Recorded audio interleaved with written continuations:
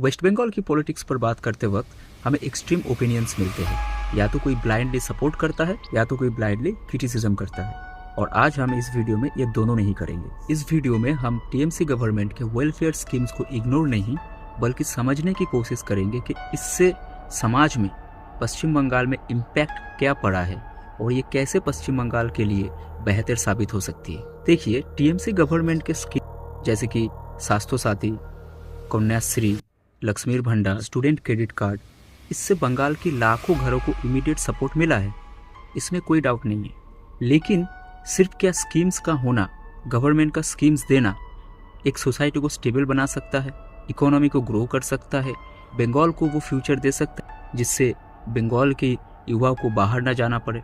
इससे पहले की वीडियो में हमने बात किया था लास्ट 15 सालों में टीएमसी गवर्नमेंट ने पश्चिम बंगाल में क्या क्या डेवलपमेंट का काम किया है, इकोनॉमिक्स के लिए, एजुकेशन के लिए। अगर आपने इस वीडियो को नहीं देखा अभी तक, मैं लिंक डिस्क्रिप्शन में डाल दूंगा, आप जाके चेक कर सकते हैं। तो आइए इस वीडियो में हम टीएमसी गवर्नमेंट के कुछ स्कीम्स को देखते हैं और एनालिसिस करते हैं और समझने की कोशिश करते हैं रियलिटी में ग्राउंड लेवल पर इस स्कीम्स के जरिए पश्चिम बंगाल के जनता को क्या सुविधा मिली है।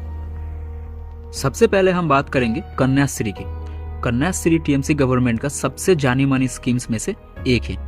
ये स्कीम्स इतनी पावरफुल है कि इस स्कीम्स को यूएन की तरफ से अवार्ड भी मिल चुका है। इंटरनेशनल लेवल पे इस स्कीम को काफी एक्सेप्टेंस मिला है। कन्याश्री स्कीम के मेन 2 ऑब्जेक्टिव थे, एक स्कूल ड्रॉप आउट लड़कियों का कम करना और सेकेंड चाइल्ड मैरिज को डिले करना। और इस स्कीम के जरिए दोनों में ही आपको फ्रूट्स देखने को मिलेंगे। एजुकेशन के लिए इंसेंटिव देना पॉलिसी वाइज एक स्ट्रॉन्ग सिग्नल होता है, लेकिन यहाँ पर एक सवाल भी उठता है, इसके बाद क्या स्कूल खत्म करने के बाद इन्हें स्किल डेवलपमेंट दिया जाएगा? स्कूल से लेके एम्प्लॉयमेंट तक इसका रास्ता भी सरकार को तय करना पड़ेगा। स्कूल के बाद अगर इनका स्किल डेवलपमेंट नहीं हुआ और उसके बाद अगर इनको जॉब नहीं मिला तो एक समय बाद सोसाइटी में ये एक परसेप्शन तैयार हो जाएगा कि पढ़ाई लिखाई करके भी कोई काम नहीं।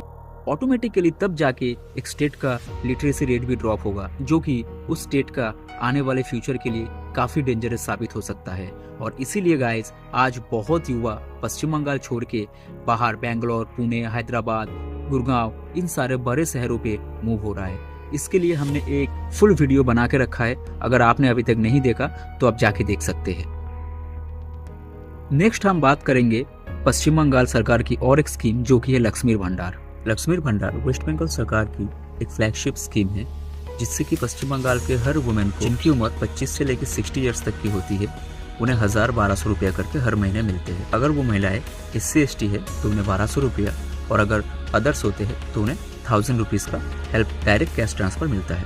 इसका डायरेक्ट इम्पैक्ट हमें पश्चिम बंगाल के घर घर में दिखता है। इस स्कीम ने वेस्ट बंगाल की महिलाओं को एक छोटी सी ही सही लेकिन हर महीने एक सिक्योर कैश ट्रांसफर देता है, जिससे कि महिलाओं को अपने हाउस होल्ड के डेली खर्चे और भी बेसिक जरूरतें के लिए थोड़ी सी भी सही लेकिन इंडिपेंडेंस मिलता है। और इस स्कीम के चलते ही महिलाओं में एक मेजोरिटी दीदी की वोट बैंक बनी हुई है।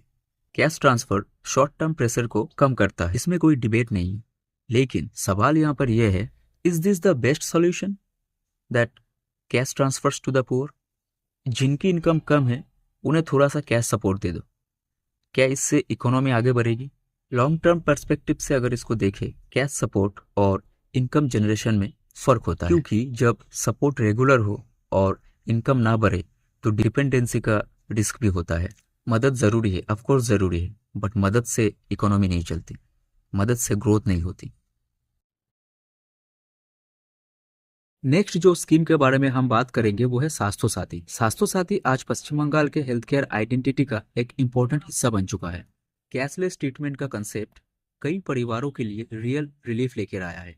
इलाज के वक्त जब जेब से पैसे ना देने पड़े तो हेल्थ केयर प्रेशर काफी हद तक कम हो जाती है। और गाइज, मैं आपको बताना चाहूंगा कि हेल्थ केयर का खर्चा कम होना एक रियल सोशल बेनिफिट होता है, लेकिन ग्राउंड पर एक्सपीरियंस हर जगह एक जैसा नहीं रहा। जब इस स्कीम की इम्प्लीमेंटेशन की बारी आई तब कई समस्याओं को भी फेस करना पड़ा, जैसे कि प्राइवेट हॉस्पिटल्स में इसका एक्सेप्टेंस का इशू होने लगा। कहीं पर इसका कवरेज को लेकर भी क्लैरिटी नहीं थी। स्कीम का इंटेंट तो काफी स्ट्रांग है, इसमें कोई शक नहीं है, लेकिन इम्प्लीमेंटेशन में कहीं कहीं अभी भी रुकावटें हैं। और गाइस ये सिर्फ पश्चिम बंगाल की बात नहीं है, क्योंकि हेल्थ केयर स्कीम्स की इम्प्लीमेंटेशन की चैलेंजेस तो हर स्टेट में दिखाई देता है। इसीलिए गाइस मैं समझता हूँ सवाल स्कीम पर नहीं, लेकिन सिस्टम को और बेहतर कैसे बनाया जाए ये होना चाहिए। आपकी क्या राय है, आप कमेंट में बता सकते हैं।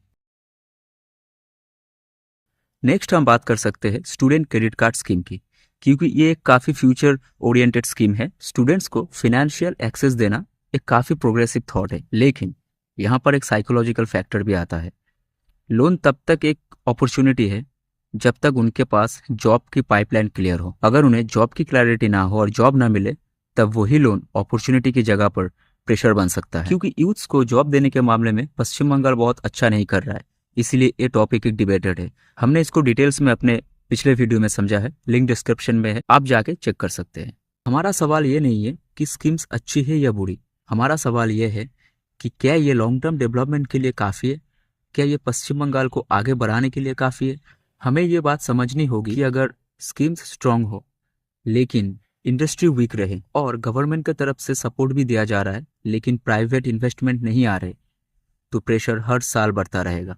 Strong welfare schemes and strong economy एक दूसरे के ऑपोजिशन नहीं है, एक सिक्के के दो पहलू है।